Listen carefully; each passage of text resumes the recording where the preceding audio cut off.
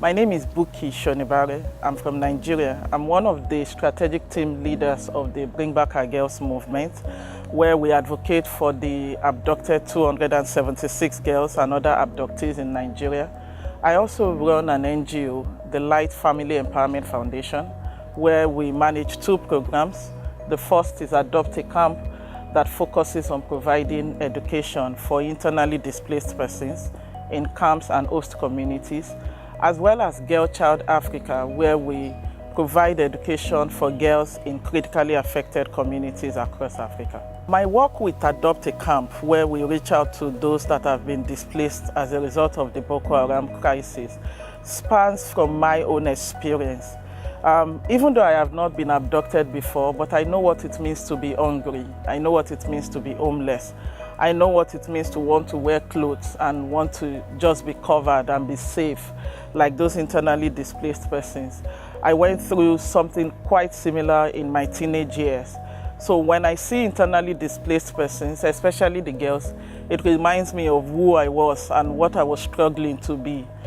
My work with girls in particular was because as a teenage girl, I really wanted to be a lawyer. I wanted to go to school. Unfortunately, my parents could not afford it. I had to go from people to people and ask them to just send me to school. But no one was willing to invest in me. And I see a lot of those young girls today in poor communities. So when I see these girls, they remind me of who I was, and I've been privileged to go to school and even to be here today. The Presidential Precinct has a slogan, the power of place and the power of ideas. And that is what the Presidential Precinct means to me, place and ideas. Coming to the Presidential Precinct has become a convergence place where I've met fantastic people from 17 different African countries. Converging in one place means a place of redefinition, a place of transformation, a place of learning, a place of several things. So Presidential Precinct means place.